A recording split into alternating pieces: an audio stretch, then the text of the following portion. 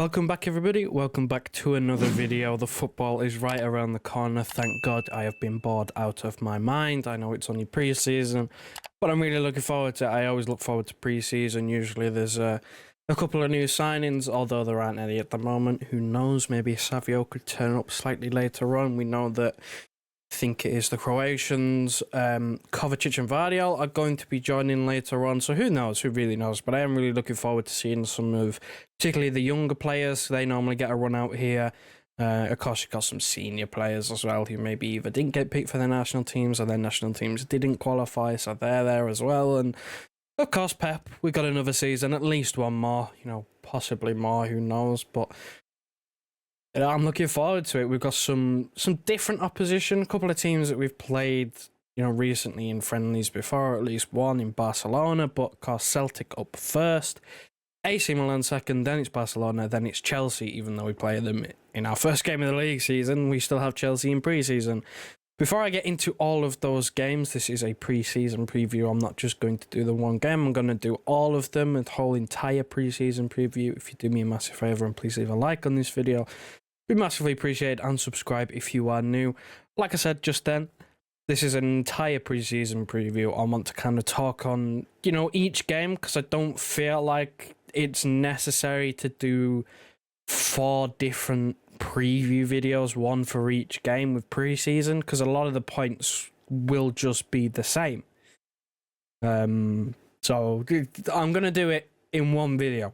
Of course, I will break down the games individually after each game is finished. I'll talk about what I saw, a little bit of analysis, but in terms of a preview, I'll be doing all 4 at once. So if you click on this video later, if you find this video late and maybe we've already played a game or two, you can still watch it. It'll still be relevant. The points will still be the same. This is not just a one game preview. This is a entire pre-season preview. That being said, press conference has just happened. As I've recorded this, I did want to wait until that happened, see if there were any, interesting pieces of information, interesting quotes that came out. There were a couple. I did go through Twitter. There's an Oscar Bobb quote here, but mainly it is just Pep. I picked out sort of maybe 4 or 5 different things that I wanted, that just caught my eye, essentially.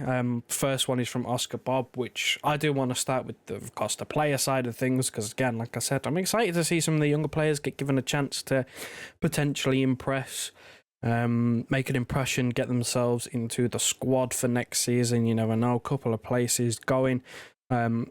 Main one from Oscar Bobb, he was the player that was part of that press conference. Normally in usually in other competitions, you'll find it's a player and manager press conference, and usually one of the players the player that's there is usually playing. So I expect Oscar Bobb to start against Celtic, but he's basically, speaking on his future and what he expects and what he wants from next season.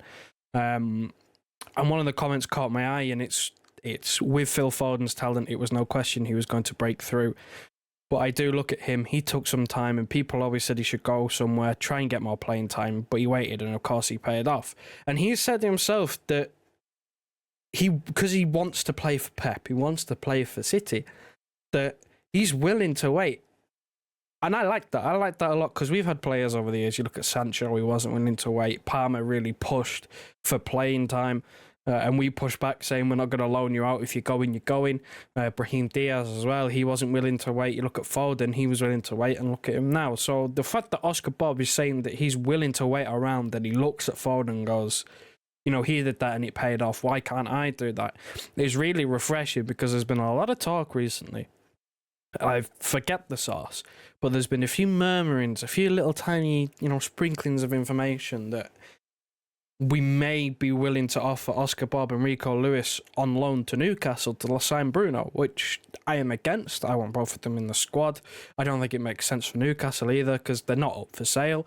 They'd just be like a one-season loan, so it wouldn't really be sweetening the deal. So the fact that he said that is really encouraging. And who knows? I know we just signed Savio, but he could have a big season. Alvarez may leave. You never know. That could happen. De Bruyne, how many games is he going to be able to play? Is anyone else going to leave the squad? So there should be plenty of opportunities. We play 4 competitions every year. Of course, there's the Club World Cup at the end of the season this time. So there will be opportunities for him to play, and if he's willing to wait it out, that's a good sign, because I don't want to lose another talented player.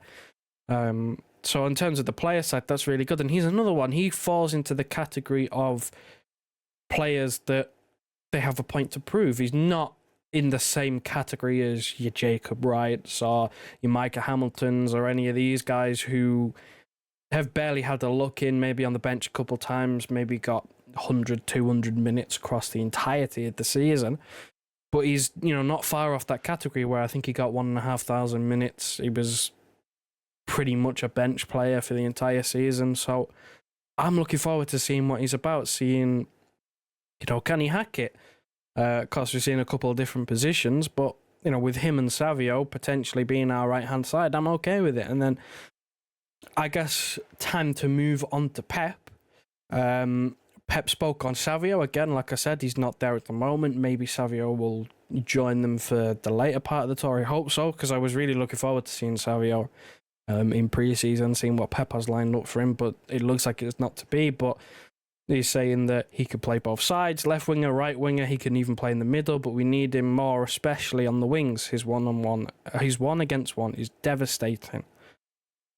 And that's I completely agree. I think this new style of winger we've been going for with Doku, Pep, bringing in Savio, again, that's why I really wanted to see him in pre-season, because I wanted to see what he was actually all about. I wanted to see Pep's plan for him. I wanted to see which side is he going to play on. Is he going to play on both? Is he going to be mainly a right-hand-sided player? What support system is going to be around him? How is he going to play with the other players in the team? You look at, maybe Grealish playing in midfield. Is that going to be a link-up? How's he going to link up with Haaland? Because, of course, Haaland is heavily reliant on service. So he's going to have to provide him service. How is that going to work? I was really looking forward to seeing that. But there's clearly a plan there. We've signed a guy because we think we have the space in the team and the need for an out-and-out winger. Which is why I think Oscar Bobb saying that he's willing to wait it out is another good thing, because if we have space for a winger, Oscar Bobb is a winger. He can, try and work his way into the team. And then Pep goes on to say, when he was asked, what would be a successful tour? And he said no injuries. And I think that's the big one for me. I think if you were to ask me what I'm looking for this pre-season is, a good showing. I'd quite like to see some positive things. I think if we lost every game, I wouldn't be alarmed, but I wouldn't be like, that's a good pre-season. But main thing for me, clean bill of health. Get through pre-season, get through the 4 games. You don't have to have a heavy load on players. Players don't have to play 90 minutes for all of the games. They can play 45 here, 60 there. That sort of thing. Phase them in and out, especially the senior players, the first-team players. They really don't have to play. They don't even have to play in all 4. They could just play 3 and maybe miss one of the games. But I'm looking for a clean bill of health. That's the one that I'm looking for. And again, that's kind of why I wanted to do a whole entire preview of the 4 games, because there isn't really a lot to talk about tactically, or different setups, or what players, or what signings. There's none of that I can really talk about, because it's pre-season. I'd just be saying the same things over and over again. I'm excited to see Oscar Bobb. I was hopeful to see Savio, but maybe we won't see him.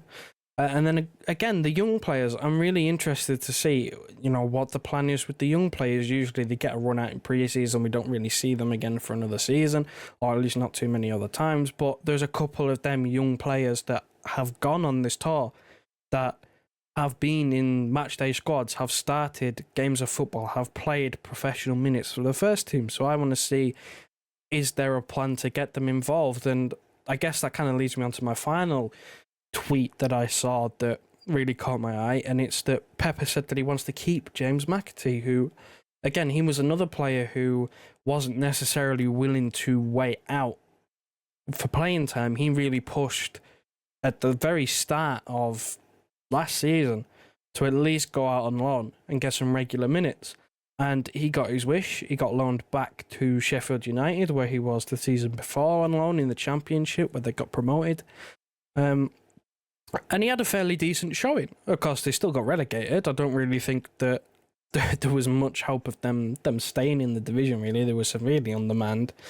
But Pep saying that he wants to keep him in the squad is, again, it's another young-ish sort of player who people have been crying out for a creative midfield, a potential midfield player that can play maybe out wide, a couple different positions. I've seen Eze linked. People keep talking about the big names, your Musialas. There's been Danny Olmo's release clause, flown about. So is this a potential solution? Possibly. I mean, you let me know in the comment section down below. I did float this idea on a stream recently. That McAtee could possibly fill that hole and mean that we can properly go for a holding midfielder instead, which I still think is first priority. But if people want another attacking creative player, Pep said how good he is in the small spaces, in the pockets, saying that we need that. We know Pep has been a fan of James McAtee. He did really well with the EDS a couple of years ago, and he's got experience now.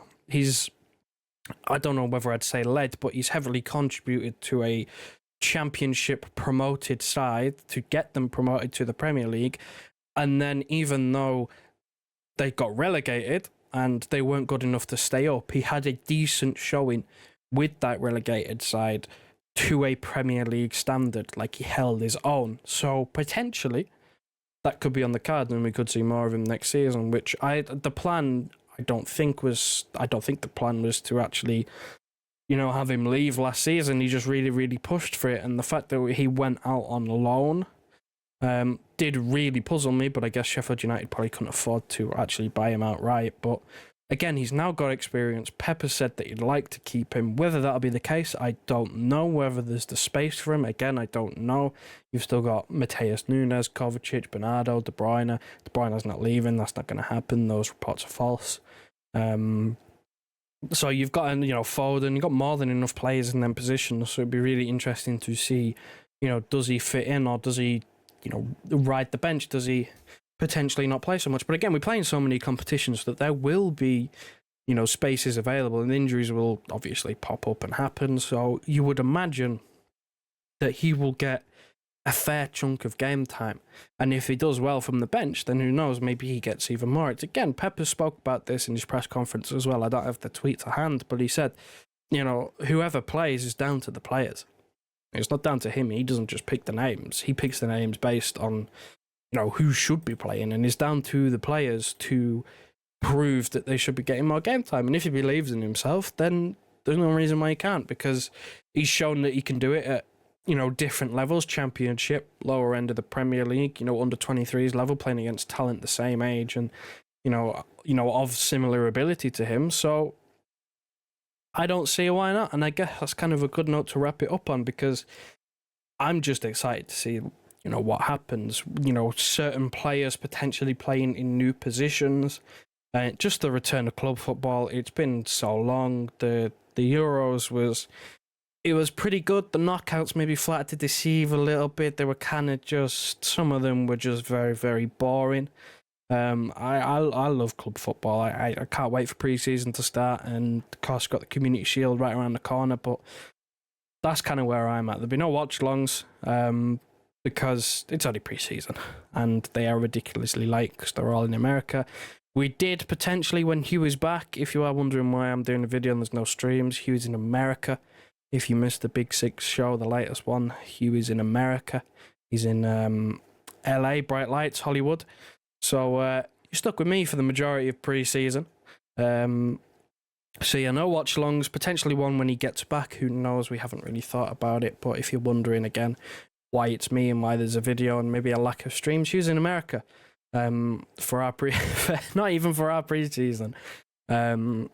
So yeah, I'm here to talk over preseason. Again, I'm looking forward to it. I'll do, like I said, this is my one and only preview.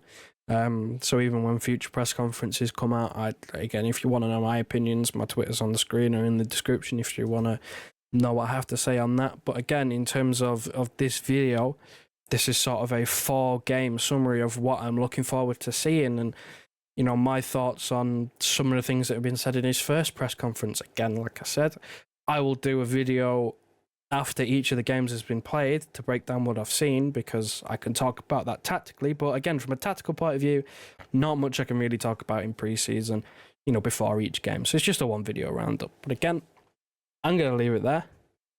Thanks very much for watching. If you do me a massive favour on your way out, please leave a like on this video. It'd be massively appreciated, and subscribe if you are new. And I'll see you potentially tonight. I don't know when I'll actually release the post-match content, but potentially tonight after we've played Celtic to discuss what went down.